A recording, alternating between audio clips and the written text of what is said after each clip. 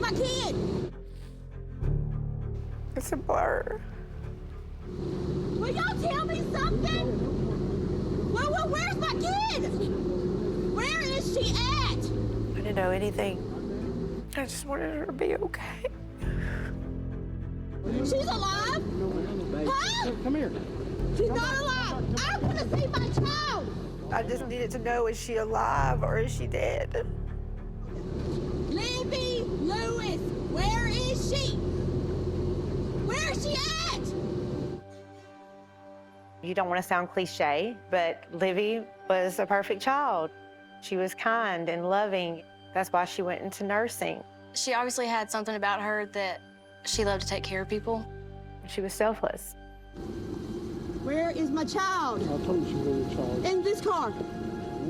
What car? She's in this car right here behind us.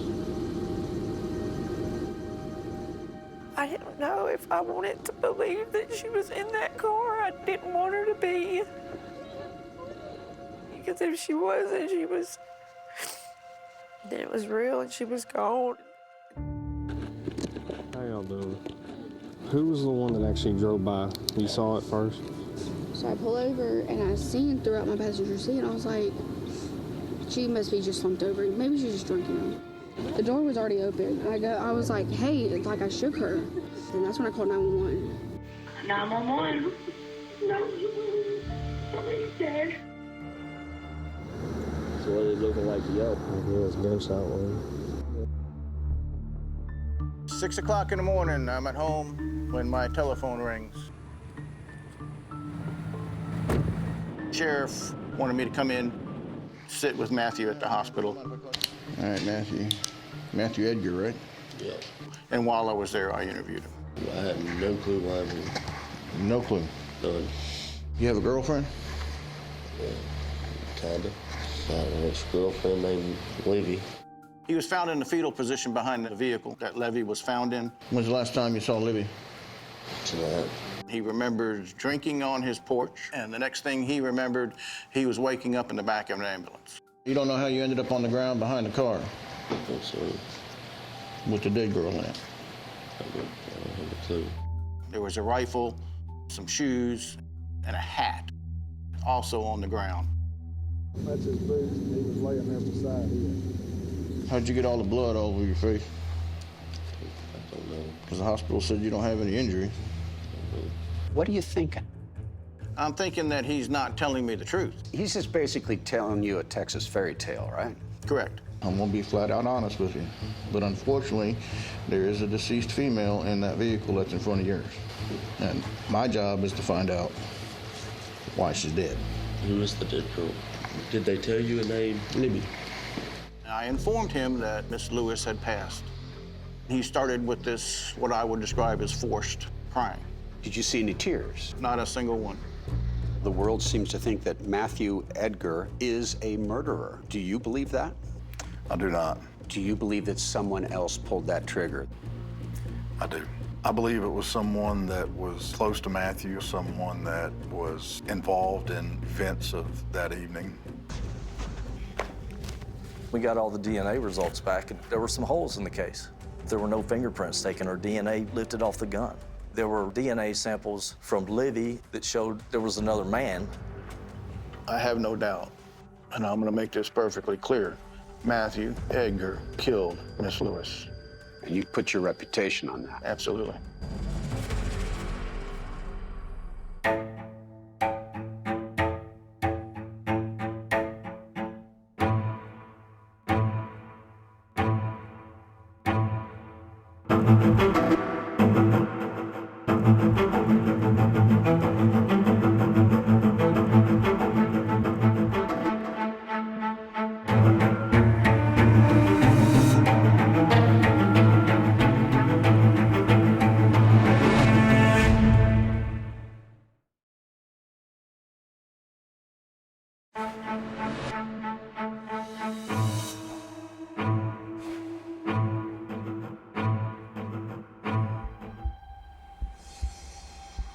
In the early morning hours of Halloween 2020, a day when the boundaries between the living and the dead become blurred, Livy Lewis was discovered draped over the steering wheel of her car, dead from a rifle shot to the neck. Here's her ID. Livy had just turned 19. I don't know if dispatch has notified her next of kin or not.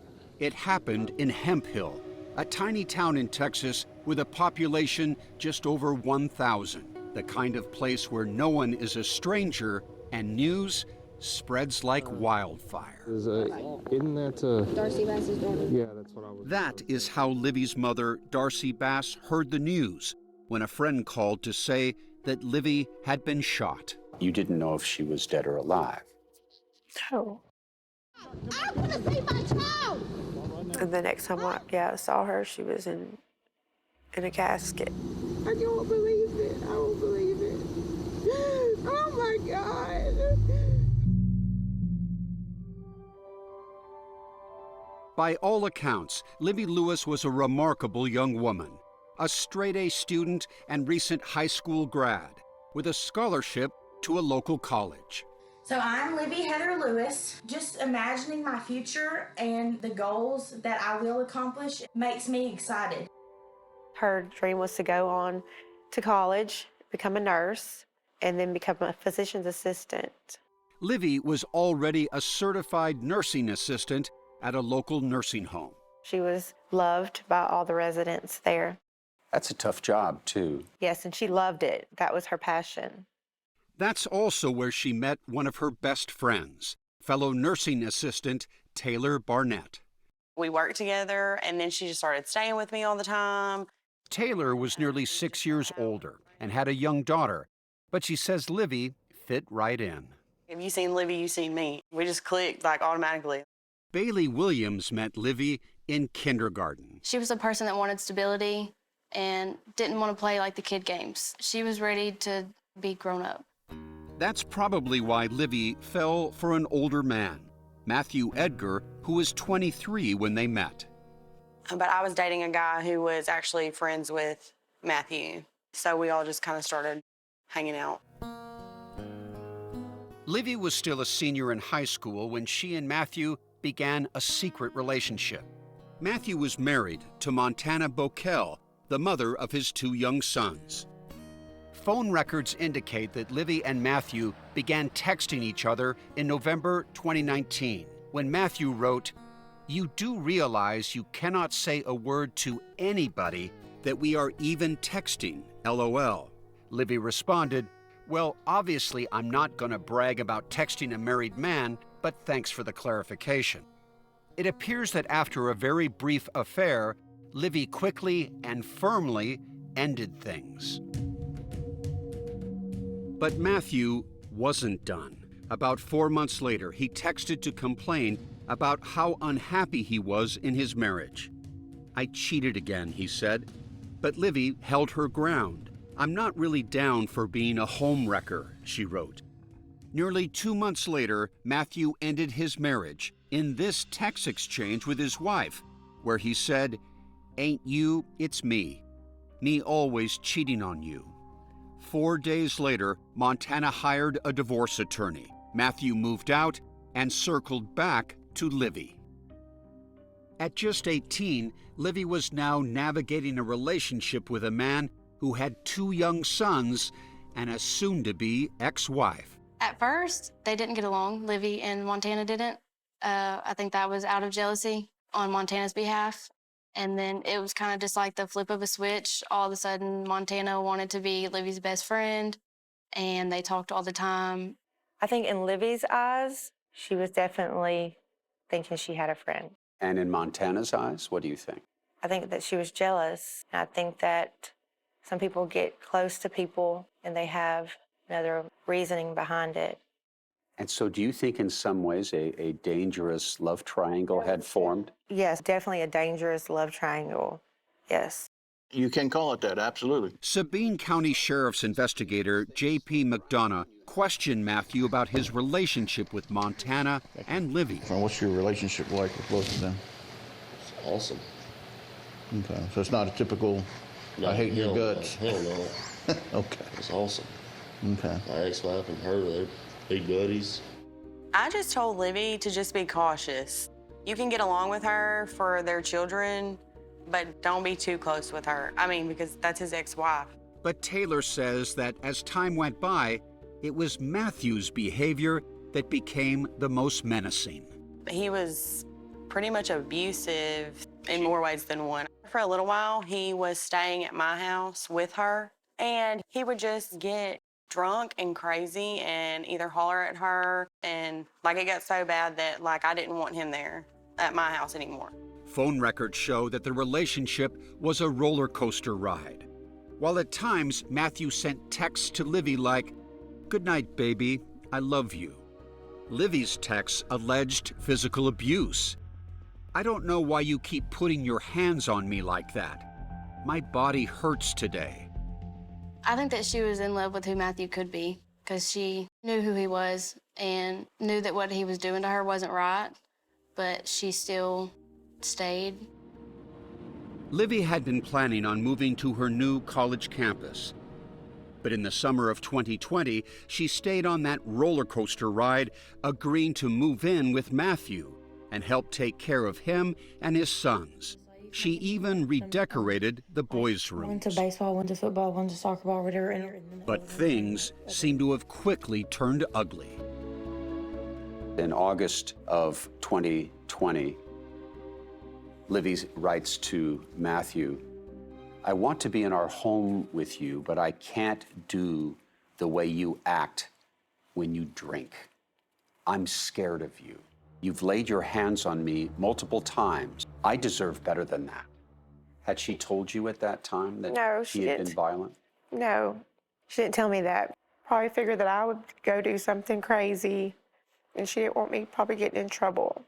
Livy did tell her cousin Sydney Ebar what was going on. She sent you a disturbing photograph. Yes. Evidence of physical abuse, correct? Yes, sir. And do you have that photo? I do. Can you show it to me? Yes, sir. He busted her nose. It's not clear what caused the altercation, but texts would later show that Matthew was cheating on Livy with, of all people, Montana. On October 4th, 2020, Livy's birthday, Matthew texted Montana, "I didn't cheat on Livy with multiple women, just you, LOL." He was continuing a relationship on with his ex-wife and had my daughter in the middle of it, not knowing that she was being manipulated by all of them. I was in an abusive relationship, so I just said, "Livy, you know it gets worse." And she said, "I know," and I said, "Okay, I love you." Livy broke up with Matthew. But in a small town like Hemp Hill, you can run, but you can't really hide. In the early morning hours of Halloween 2020, Matthew and Livy would end up together again on the side of this road.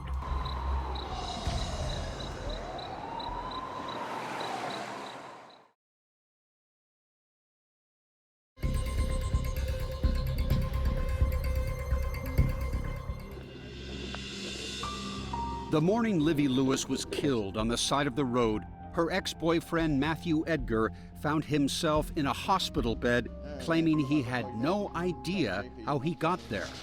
I had no clue why I'm here. Despite the blood on his face, Matthew wasn't injured, but he did admit to Sheriff's investigator J.P. McDonough that he'd been drinking. How much? Bottle, Jim Beam. Jim Beam? Anything else? A few beers earlier in the day.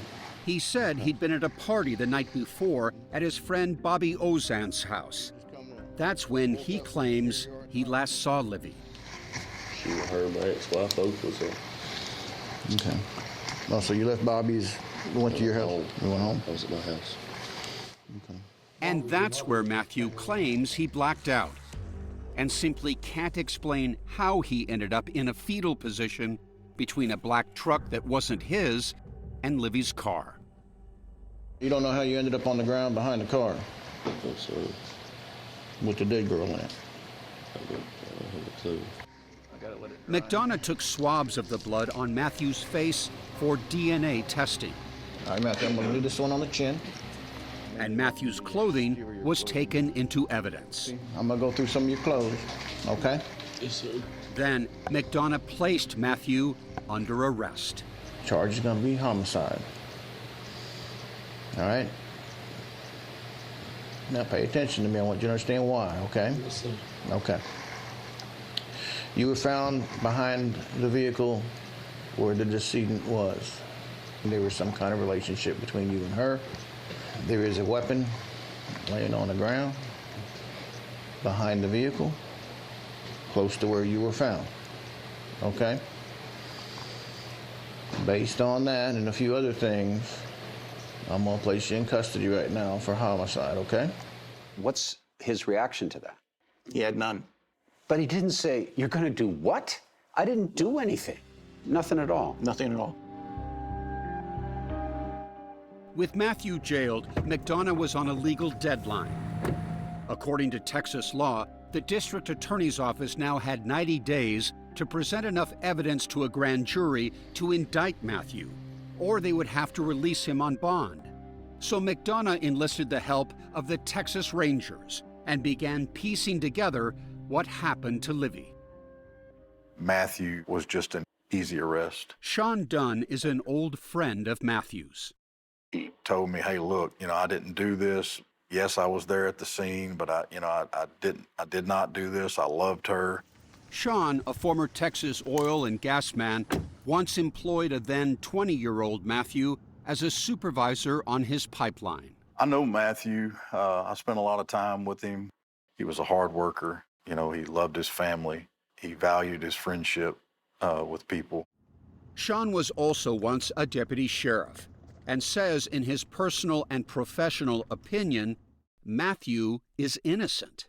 When you're in law enforcement and you sit across the table from somebody that has taken someone's life as a cold-blooded killer, there's a certain feel that you get from that person. I never seen him reach that point. Sean believes Matthew when he says he has no memory of what happened. The cause of death for that girl is not natural. And thinks this moment Did they tell you her name? Libby. Was very real. I believe that was genuine, that was the first time that he knew that she was deceased. Which raises the obvious question, if Matthew Edgar did not kill Livy, who did? That's kind of still up in the air. In my opinion, there's plenty of other people that could be involved in this. Sean won't name names, but Matthew and his mother Cindy have insinuated that someone else killed Livy, Montana. Listen to this recorded jailhouse call. But I'm saying, Matthew, if it turns out that Montana did this, I don't want to talk about it, please. I mean, it's not going to make you want to hurt her because she killed the woman you loved, are you? I don't know. Sheriff's investigator J.P. McDonough says Montana's unusual friendship with Livy did get his attention. My husband left me for this woman, but she's my best friend. I have to question that as an investigator. This is one of the last photos ever taken of Livy. She is with Montana, and they are at that party Matthew told investigators about at Bobby Ozan's place. I'm gonna say there's probably about 20 people there, including Matthew and Montana's sons. Bobby told investigators Matthew spent the night watching Livy and Montana party with everyone but him. He would try to come over there and talk to him, and they just really wouldn't say much to him. They were just basically ignoring him. Investigators learned that Livy had broken up with Matthew just weeks earlier, and he had taken up with another young woman in town. I am trying to find out her relationship with Matthew Edgar. We were having sex. I met him that Monday, and we saw each other every day. So you just known him a week? Yeah. But it was clear to Bobby that Matthew wasn't over Livy. He was just hurt, and then now she don't want nothing to do with him no more. She's going on with her life just like you don't exist anymore. Bobby says Matthew was stewing at the party. He just wasn't himself. He's on edge, just drinking beer. And drinking heavily? Yes, sir, yeah. And the more he drank, the angrier he got. Exactly. What do you think of Matthew Edgar's story? Chat now with the 48 Hours team on Facebook and X.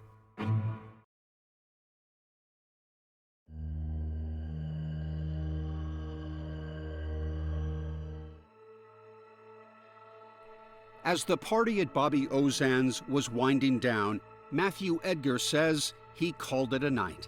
Oh, so you left Bobby's, went to your house, and went home? I was at my house.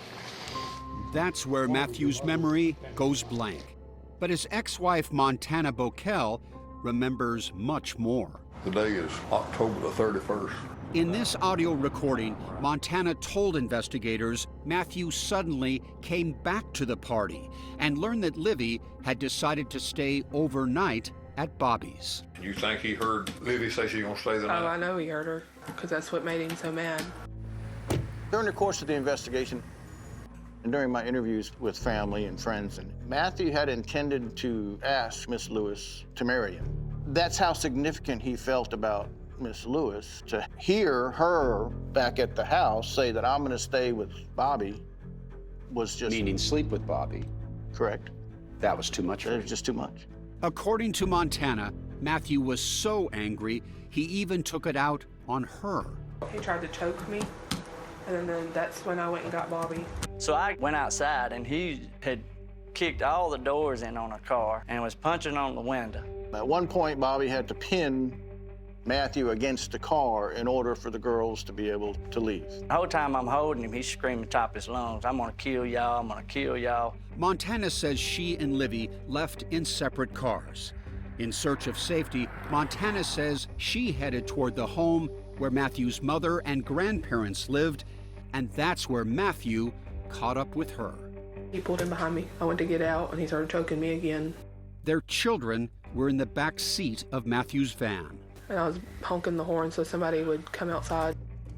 In all the racket, Montana says Matthew left and headed for his own home a short distance away on the same property. A shaken Montana says she asked to stay the night with Matthew's mother and grandparents, and then began texting with Matthew. I have a message. What does he say? You took part in it, and you are guilty as she is, wrote Matthew, as he angrily accused Montana of playing a part in Livy's decision to spend the night with Bobby Ozan. Those texts would become damning evidence in the case against Matthew Edgar. He said, you knew what was going on. A decision that appears to have enraged him. He said, I will take your life, her life, and his life, mark my words. At 3:22 a.m., Matthew texts, I'm leaving. Better get here and get your kids. McDonough says evidence shows that a drunk and angry Matthew then got behind the wheel of his truck, where he kept his rifle and went hunting for Livy. I think she pulled over to talk to him, and I'll tell you why.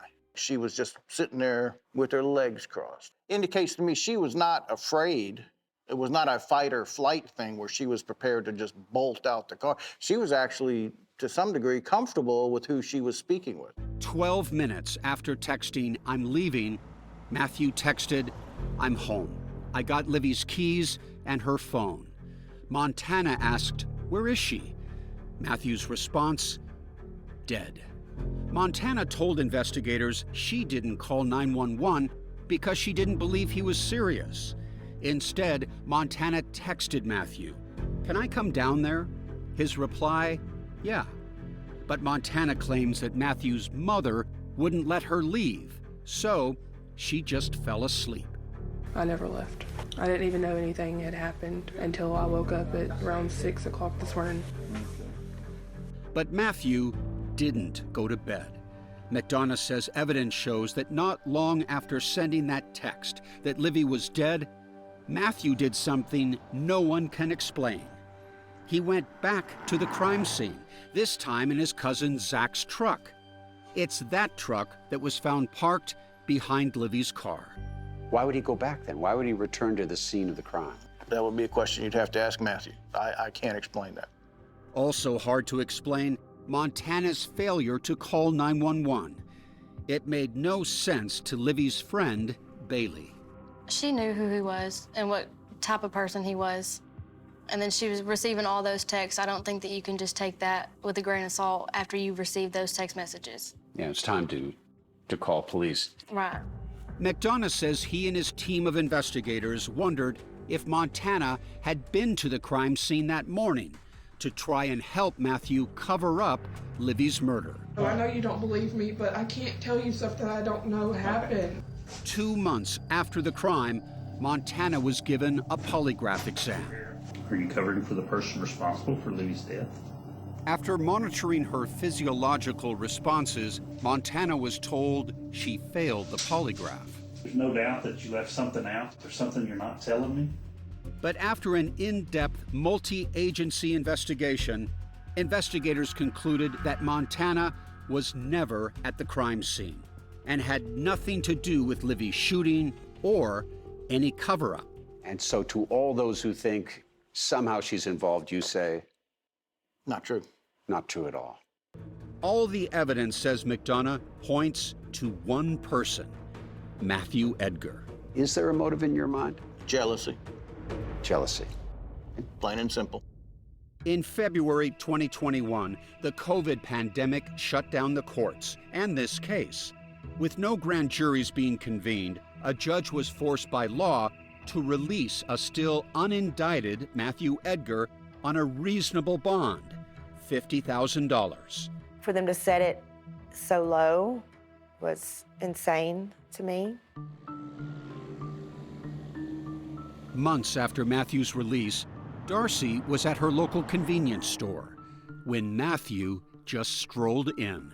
When he came in the door, I just started throwing whatever at him and went for him. And I just remember saying, "You killed my daughter. You killed my daughter." And that's... Matthew pressed charges against Darcy, and she was arrested. The charges would eventually be dropped, but Darcy says she just wanted some answers. She loved you and she was good to you and your kids and to your family. What made you think that this was the answer to anything that was going on? On March 16th, 2021, 4.5 months after his arrest, charge is going to be homicide. A grand jury finally heard the evidence against Matthew Edgar and indicted him for the murder of Livy Lewis. But Matthew, who was still out on bail, wasn't done breaking the law and tormenting Livy's family. I just was like, are you serious?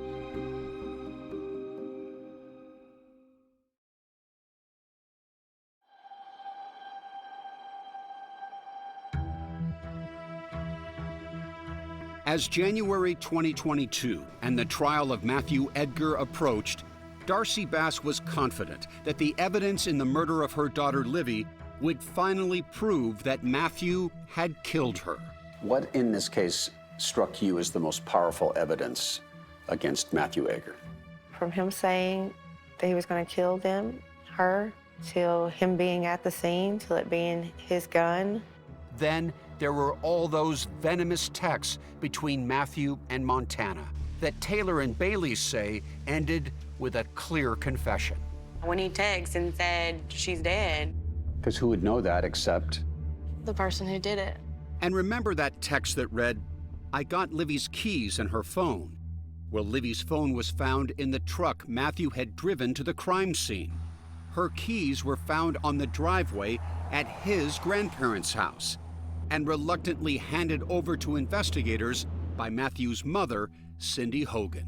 Is it true, in your opinion, that she tried to keep Livy's keys from investigators? That was the indication. Cindy Hogan also tried to help her son by suggesting that Livy had been killed by a drug cartel because Matthew owed them money. And that the cartel had killed Livy and staged it to make it look like Matthew did it because they were out $30,000. What do you think of that theory? I think it's a far-fetched fairy tale. It was so far-fetched. It was just a crazy story to try to distract people from the truth. On Monday, January 24th, 2022, the trial of Matthew Edgar began with jury selection. Matthew, who is still out on bond, walked in and out of court every day like a free man. Due to the nature of the crime and the emotion throughout the county, we had security arrangements in place for trial. We even had Matthew wearing a bulletproof vest. On the first day of testimony, the state began presenting its case, which included DNA lab results that detected a tiny speck of Livy's blood on the pants Matthew was wearing when he was found at the crime scene. How important is that piece of evidence? It's critical. It puts him there at the time that injury caused her death. But Matthew's court-appointed defense attorney, Rob Hughes, argued that a tiny drop of blood doesn't prove a thing. How else could that speck have gotten on his pant leg if not coming from blood spatter from the shooting? You can get DNA transferred from just touching someone. Hughes says there's no telling how long that blood had been there. And all that blood on Matthew's face that McDonough swabbed and had tested, it wasn't Livy's or Matthew's. And once they were excluded, investigators didn't pursue other matches. Hughes says there were additional DNA tests that also raised questions about who else may have been at the crime scene. There were other people's DNA on Matthew, and Livy was excluded as a contributor to those DNA samples. Hughes tried his best to argue that the DNA should be considered reasonable doubt, but admits that his biggest obstacle in defending Matthew were those texts and Matthew's insistence that he has no memory of sending them. In your entire career as a defense attorney, have you ever had a client who was functioning during the course of a crime, texting, conversing with people, driving an automobile, who then said they had no memory whatsoever of the events? I have not. And you understand why that would be hard for people to believe? Yes. Hughes also asserted that the murder weapon had not been tested for fingerprints or DNA, but conceded the rifle belonged to Matthew. After a second day of testimony, the prosecutor notified Hughes that he would be resting his case the next morning, and it would then be Hughes's turn to call witnesses. Sean Dunn says that he had been Snapchatting with Matthew, who was feeling optimistic about his chances. He was so confident that he was going to need a job and asked me, would I find him a spot to go to work? But the next morning, as Rob Hughes arrived at the courthouse, he got a panicked call from Matthew's mother, who told him her son was now a fugitive. She just started frantically telling me that Matthew was gone. Matthew had run and he had taken a gun with him. She was afraid he was going to kill himself. Are you serious? Like, he's gone? He shouldn't even been out on bond. Then he had an ankle monitor on. What happened with that? Authorities say Matthew had simply waited for the battery on his ankle monitor to die, and then left home, most likely on foot. We started getting assets from all over. Lufkin PD, SWAT, DPS, Texas Rangers. We even had tracking dogs from the prison unit. They followed a trail through the woods, roughly 2 miles. Meanwhile, Matthew's trial went on without him. That very same day, defense attorney Rob Hughes began presenting his case. The jury was not told that Matthew had fled, but they must have wondered. So a case that's already very difficult for you has now become, I'll use the word, impossible. It made it much, it didn't help, that's for sure. No one was surprised when, after deliberating for about an hour and a half, the jury found Matthew Edgar guilty of murder. But he was still on the loose, out there somewhere, an armed threat to himself and the community. I mean, I think that it was like a scary time because it's Hemphill. He knows where everybody lives at. That was a terrible, crazy time for me, knowing that he's out there, supposedly loved my daughter, but murdered her. And me, the one that's actively trying to make sure that he goes to jail, what would he have done to me? Darcy says it felt like no one was searching for Matthew, so she became a mother on a mission and hung this homemade wanted poster all over town. But she wasn't alone. J.P. McDonough had been joined by Jeff Coulter, a special deputy with the Eastern District U.S. Marshals Service, and they were on the hunt for Matthew. Do you consider him right off the bat to be a dangerous fugitive? Oh, absolutely. From what I was told from the murder, the crime scene, yes, no doubt. See a timeline of the night of the murder at 48hours.com.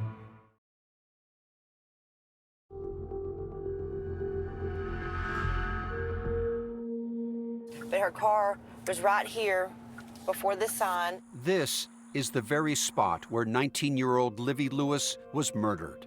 now a memorial lovingly tended to by her mother, Darcy. I just want everyone to remember what happened here, what Livy had to go through. It's also a place that Darcy is convinced Matthew Edgar visited after becoming a fugitive. I just felt it as a mother. I was like, he's coming here. He's not far. Darcy says she also heard rumors that Matthew's mother had been spotted buying her son's favorite cigarettes and liquor in large quantities. Where's she taking them to? 1 week after Matthew ran from the law, Jeff Coulter, a special deputy with the U.S. Marshals, was asked to take over the manhunt.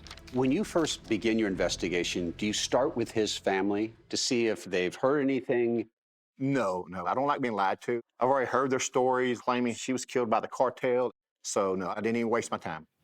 Coulter says he quietly spent nearly a year working with the sheriff's office and other law enforcement agencies around the country to chase down every lead that came their way. We had put in a lot of hours, a lot of weekends, a lot of late nights. Then a tip that Matthew might actually be hiding in plain sight, just yards from his grandparents' property, in this house. It looked great, it sounded great, but we physically have to put eyes on him before we make a move on this residence. The house, which belonged to a family friend, was surrounded by woodlands, so Coulter enlisted the aid of 2 wardens with Texas Parks and Wildlife Department. The plan? To get as close as possible, under the cloak of darkness, using night vision to ID their man. We were going to enter into the woods, make our way up to the back of the property, get as close as we could, and sit there and see if we could get a visual of him. While Coulter led a team of 3 men into the woods, J.P. McDonough and his deputies were on the opposite side of the house, near the driveway, but out of sight in their vehicles. My job was to sit right there at the front door of that house.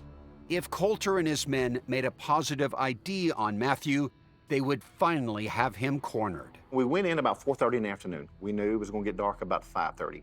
We got to probably about 100 yards of the house, and we heard barking. Come to find out they had a pretty good-sized Rottweiler in the backyard. And we're out there for an hour or so. We could hear voices. We could hear a female voice. We could hear a male voice. But it's so thick we can't see. Then we catch a violent thunderstorm. Lightning and thunder and torrential rain. It was miserable. But it was a blessing in disguise. And the noise covered our movement. They were 30 yards from the house when a second storm hit. But there was no giving up. That's 11 months and 2 days. This needed to end tonight. Drenched and exhausted, Coulter and his team could hear voices on the back porch of the house, but couldn't see faces.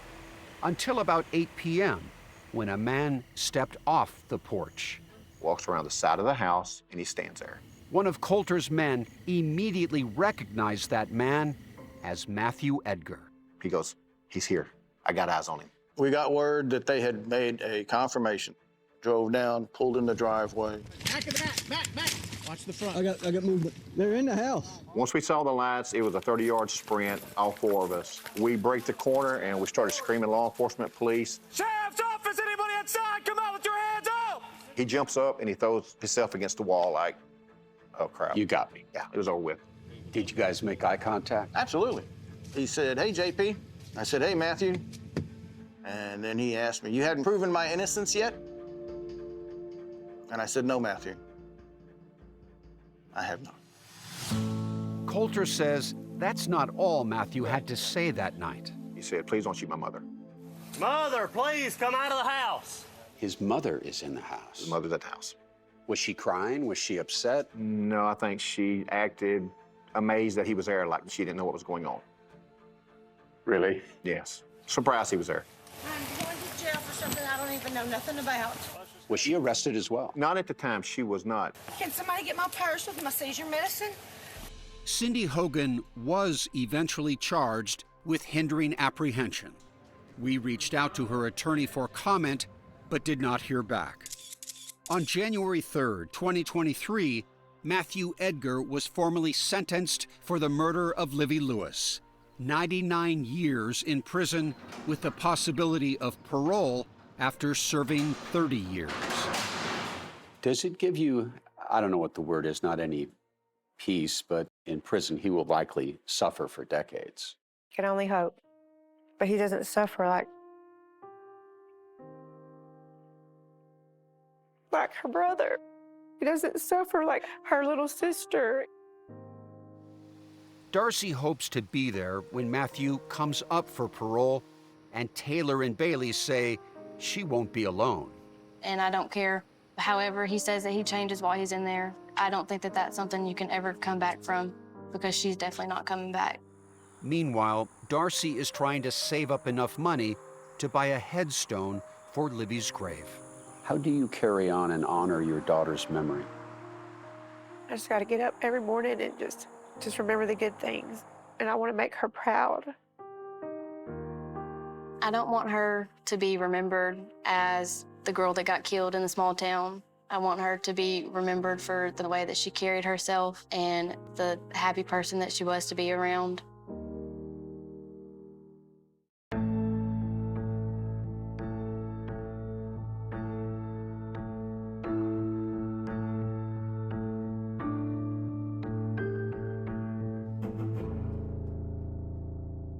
CBS next Saturday. What is your emergency? I accidentally shot my wife. A former deputy sheriff accused of killing his wife. You don't accidentally shoot more than once. It didn't make sense. It didn't line up. Do you think it was accidental? I guess that's the million-dollar question. 48 Hours is all new. CBS next Saturday, 10/9 Central, and streaming on Paramount+.